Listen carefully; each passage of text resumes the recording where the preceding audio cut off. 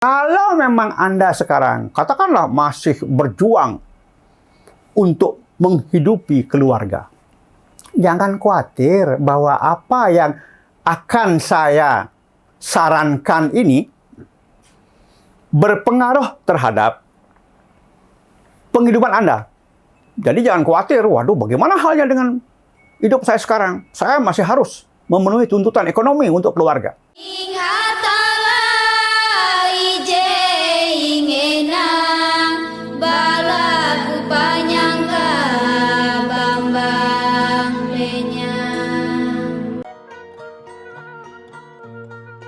Om Awignamastu Namasidam. Om Sidir Astu Tat Astu Adiswah. Om Swastiastu. Namaste Sampurasun. Hong Ulun Basuki Langgeng. Rahayu, Rahayu, Rahayu. Tabea Majuah Juah. Para pemirsa Renungan Dharma yang berbahagia, kali ini kami akan menyampaikan sesuatu yang sebetulnya bukan hal baru ya. Karena sebetulnya dalam tayangan sebelumnya kami sudah menyinggung ini. Hanya memang dari tayangan sebelumnya itu ada 2 pertanyaan tentang penebusan jiwa menjelang ajal itu. Saya paham. Yang dipertanyakan pastilah bagaimana prakteknya. Ya, prakteknya untuk melakukan penebusan jiwa ini. Ya, karena bagaimanapun juga kita mengenal konsep yang namanya catur matra, suka duka lara atau lara pati. Semua makhluk yang hidup pasti akan mati. Nah, sekarang ada sahabat-sahabat kami, ya, para pemirsa Renungan Dharma yang ingin mungkin melaksanakan ini secara mandiri, tanpa dibantu oleh pihak ketiga. Tidak dibantu oleh seorang pinandita melalui ritual ataupun seorang pandita yang wikan misalnya. Tapi apakah ada jalan kalau memungkinkan untuk dilakukan secara mandiri? Maka judulnya sebetulnya penebusan jiwa secara mandiri atau secara spiritual dan mandiri, ya, tidak dibantu oleh orang lain misalnya. Nah, ini dia. Dari yang pertama muncul pertanyaan, melihat kondisi sahabat ini di lingkungannya, banyak ditemukan orang-orang yang sudah sepuh dalam kondisi yang memprihatinkan. Mereka hanya tergeletak di tempat tidur, tidak bisa berbuat apapun. Ya, tentu ini cukup merepotkan bagi yang merawat. Nah, ini. Lalu sahabat ini bertanya, bagaimana caranya? Nah, yang dimaksud tentunya bagaimana membantu, yaitu menolong ya, kondisi orang-orang yang sudah seperti ini. Nah, itu yang pertama. Kemudian yang kedua, ada pertanyaan lagi. Loh, kita ini kan masih dituntut untuk ekonomi, keluarga. Bagaimana kita meninggalkan semua ego? Seperti itu. Nah, artinya apa? Untuk yang masih sehat, apakah ada jalan yang bisa dilakukan secara mandiri tanpa harus meninggalkan kegiatan ekonomi misalnya? Nah, ini dia 2 pertanyaan ini mungkin akan sangat bermanfaat untuk kita semua. Ya. Nah, untuk yang pertama tentu kalau kondisi sudah seperti itu, ya katakanlah bahasa kasarnya sudah sekarat, dying. Ya, kelihatan seperti yang sudah siap mati, tetapi kok tidak terjadi. Nah, mungkin secara medis pastilah dikatakan bahwa ini masih hidup karena jantungnya masih bekerja dengan baik misalnya, normal. Tetapi sesungguhnya kondisi orang seperti ini secara rohani, nah ini secara rohani ya, secara rohani sang Atman sesungguhnya sudah meninggalkan badan. Loh, kok bisa? Kok dia masih dikatakan hidup? Atman sudah meninggalkan badan.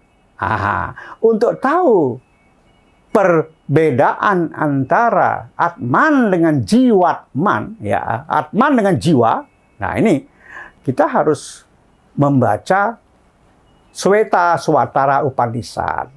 Di sana diibaratkan bahwa Atman yang ada dalam diri manusia ini ada 2. Yang pertama, Atman hanya sebagai saksi. Ya, mungkin bahasa rohaninya saksi purusa.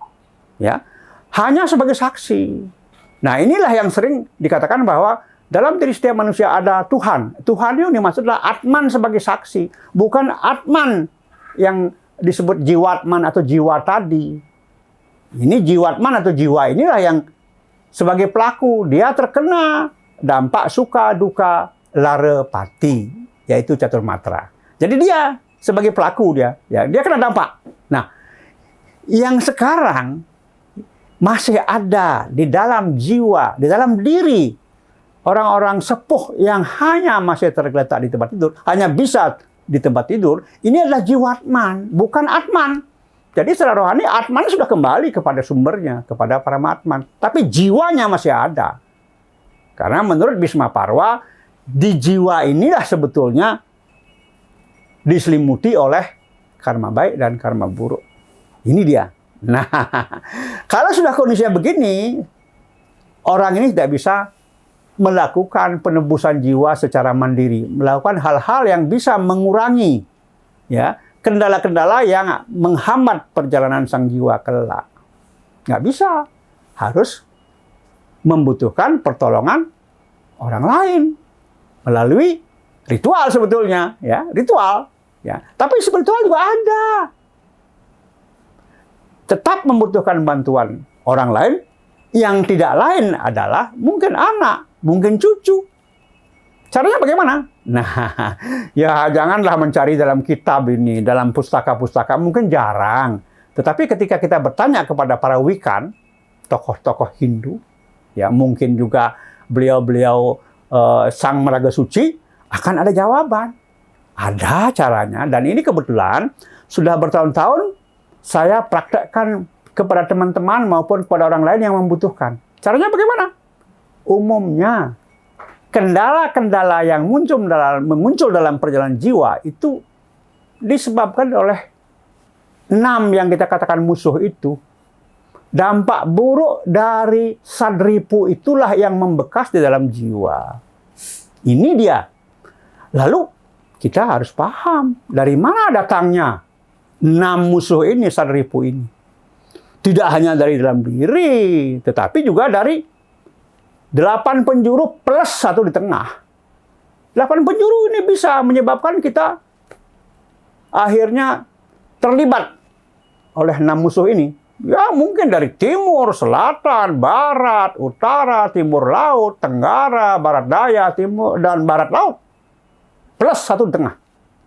Dari sanalah sumber dari 6 musuh ini yang menyebabkan kita terkendala dalam perjalanan jiwa. Oleh karena itu apa? Kita kan punya yang namanya mantram Gayatri. Ibunya mantram. Ya, rajanya mantram. Ini kita bisa manfaatkan. Caranya bagaimana? Ya, ini yang saya katakan secara spiritual bisa dilakukan dengan jalan. Katakanlah orang yang bersangkutan tidur ya, atau tergeletak, terbaring di tempat tidur. Lalu seorang anaknya ataupun cucunya, maaf, kalau memungkinkan yang beragama Hindu, bersimpuh atau bersila di lantai di sebelah tempat tidur orang yang sedang menderita ini. Kemudian memegang kakinya. Sebelah kakinya dipegang oleh sang anak atau sang cucu. Ataupun tangannya. Tidak jadi masalah. Tapi akan lebih baik kalau yang dipegang kakinya. Nah, kemudian sambil memegang kaki atau tangan ini, sang anak kemudian melantunkan mantram Gayatri sebanyak 6 kali 9 lantunan. Sama dengan 54. Nah, ini sebuah upaya yang dilakukan dengan sungguh-sungguh akan menghasilkan leburnya sadripu. Lebur sadripu itu sehingga beban untuk menuju perjalanan jiwa ini semakin ringan. Semakin ringan. Nah, ini sudah berapa kali kami lakukan, banyak yang hasilnya positif. Ya, tentu Anda akan bertanya, dari mana sumbernya? Sumbernya ada di alam. Ya, sumbernya ada di alam. Lakukan. Anda akan tahu nanti seperti apa hasilnya. Nah, itu yang pertama. Lalu, bagaimana halnya dengan orang yang masih sehat? Seperti saya misalnya. Saya ini masih cukup sehat ya.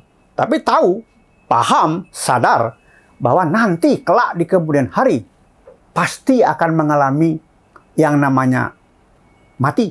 Pasti. Ya, suka duka sudah. Lara, sakit sudah. Tinggal menunggu mati sesuai dengan umur nanti. Karunia umur sampai berapa tahun? Caranya bagaimana? Kalau memang Anda sekarang, katakanlah masih berjuang untuk menghidupi keluarga, jangan khawatir bahwa apa yang akan saya sarankan ini berpengaruh terhadap penghidupan Anda. Jadi jangan khawatir, waduh bagaimana halnya dengan hidup saya sekarang? Saya masih harus memenuhi tuntutan ekonomi untuk keluarga. Jangan khawatir. Yang penting Anda sadar bahwa manusia akhirnya akan mati. Yang kedua bahwa kita akan mengalami perjalanan jiwa yang panjang. Dan sadar pula bahwa sejak dini saya harus melakukan sesuatu. Menabungkan sesuatu. Sehingga nanti beban saya akan semakin ringan. Nah, sadar dulu. Lalu, lakukan yang berikut. Yang saya sebut dengan flashback. Kembali kepada kehidupan yang dulu, sejak kecil. Sejauh mana yang Anda bisa ingat. Flashback sambil merenung. Apa saja sih yang sebenarnya sudah saya lakukan selama ini? Tentu yang kita pikirkan jangan yang baik-baik saja. Pikirkan yang tidak baik. Misalnya saya dulu pernah membuat orang tersinggung, orang kecewa, orang sakit hati. Akhirnya orang itu dendam. Tanpa kita sadari. Bahkan seringkali kita menyangkal. Ya, sering kita menganggap bahwa itu karena orang lain. Sehingga saya melakukan kesalahan misalnya. Yang penting, ingat. Akui. Ada pengakuan di sini. Jangan coba-coba mencari kambing hitam. Yang jelas itu kesalahan saya. Titik. Tidak ada penyangkalan. Tidak ada kambing hitam. Tidak ada menyalahkan orang lain. Sadari bahwa itu semua hal-hal yang buruk yang meninggalkan jejak berupa pencemaran jiwa kita. Nah, ini mungkin ada yang mengatakan, wah itu sama dengan Cundaka, Pak. Boleh dikatakan demikian. Karena Cundaka itu kan luas. Ya, Cundaka itu luas sekali itu. Apapun yang kita lakukan yang menimbulkan jejak-jejak atau dampak buruk dari sikap dan perilaku kita, itu merupakan kesalahan kita, itu membekas dan menggumpal di dalam jiwa, membentuk pencemaran yang tidak mudah untuk dilebur. Nah, dengan pengakuan ini, itu merupakan sesuatu yang sangat positif dan menunjukkan bahwa sebetulnya manusia itu punya kelemahan. Pengakuan bahwa kita ini lemah sebetulnya. Hanya kadang-kadang kita tidak mau tahu, tidak mengakui bahwa kita berbuat kesalahan, berbuat kelemahan. Ada kelemahan di kita. Nah, lalu setelah menyadari itu semua, tanpa ada penyangkalan, tanpa ada keinginan untuk istilahnya tidak mengakui, dan kemudian tidak ingin bahwa kita telah melakukan, tidak ingin tahu bahwa kita telah melakukan hal-hal yang buruk. Nah, setelah ini semua disadari, ada semacam rasa syukur. Karena kita sudah bisa mengakui itu. Ya. Nah, lalu setelah itu apa kita lakukan? Nah, dari sinilah kita akan bisa melakukan hal-hal yang sifatnya mandiri. Dan ini merupakan sebuah perkembangan atau pertumbuhan spiritual yang positif sekali. Jadi sebetulnya dengan mengakui kesalahan, mengakui kelemahan ini sebetulnya kita sudah melakukan sesuatu hal yang luar biasa. Yang memberikan kesadaran kepada kita. Bahkan kadang-kadang kita akhirnya tahu bahwa inilah sebetulnya hakikat seorang manusia. Tahu, mengakui, sadar, dan ingin berbuat baik, mempersiapkan diri, sehingga nanti dalam perjalanan jiwa ke depan, kita tidak akan menyusahkan siapapun, termasuk menyusahkan diri kita, menghindari terjadinya seperti yang saya sampaikan sebelumnya, setelah tua kita menderita sakit. Sakitnya pun membuat kita akhirnya menyusahkan orang banyak, menyusahkan anak istri, cucu. Nah, ini dia. Lalu apa? Sederhana sebetulnya. Hindu memberikan jalan yang sangat sederhana dalam mengurangi dampak buruk tadi. Apa itu? Pertama, ya, setiap kita berdoa, jangan lupa kita memohon ampun. Jangan lupa kita meminta maaf bahwa kita memang makhluk yang lemah, penuh dengan kelemahan. Dan jangan lupa mengucapkan terima kasih. Doa. Ya. Yang kedua, kita bisa melakukan semacam awalan meditasi dengan lantunan yang disebut dengan japam dalam Hindu. Japam, kita berjapa, ya, mengulang-ulangi, ya, katakanlah mengulangi 1000 nama Siwa misalnya, ya, ulangi seberapa kita mampu, ya, itu japam. Ya. Kemudian Sahasranama mirip dengan japam, ya, menyebut nama-nama Tuhan, ya, menyebutkan nama-nama Tuhan, melantunkan nama-nama Tuhan, dilakukan setiap hari, dan ini akan memberikan dampak yang luar biasa karena itu merupakan energi yang sangat-sangat positif yang mampu menjadi pelebur. Yang ketiga, orang sering dan ngetren sekarang ini dengan istilah meditasi. Meditasi, dan ini sebetulnya kapan harus dilakukan? Ya, kita ingin dilakukan setiap hari lah.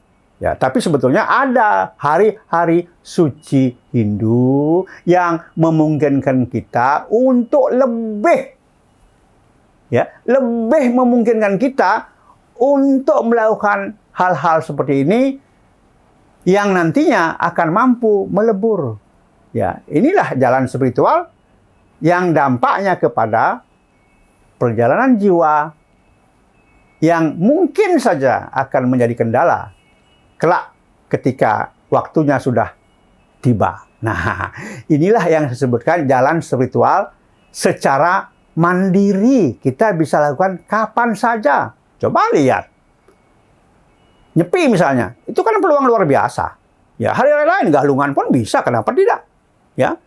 Siwaratri bisa dilakukan, kenapa tidak? Tapi sadari dulu bahwa kita memang membutuhkan sebuah kegiatan yang akan memudahkan perjalanan sang jiwa. Melebur pencemaran-pencemaran jiwa yang selama ini kita lakukan. Dan saya tegaskan, jangan khawatir. Ya, tuntutan ekonomi keluarga tidak akan pernah terganggu. Karena manusia bagaimanapun juga dia punya sisi ritual dan dia punya sisi spiritual. Tidak mungkin ini dihilangkan. Ya, jadi para pemirsa Renungan Dharma yang berbahagia, sebetulnya kita banyak punya jalan. Hindu memberikan banyak sekali jalan-jalan mudah. Yang penting kita mau melakukan jalan-jalan itu secara kontinu dan bisa memanfaatkan hari-hari suci Hindu itu sendiri. Jadi Bapak Ibu pirsawan Renungan Dharma yang saya hormati, cukup pesan saya sampai di sini dulu, dan ini silahkan dilakukan. Jangan pernah ragu. Terima kasih. Om Santi, Santi, Santi. Om.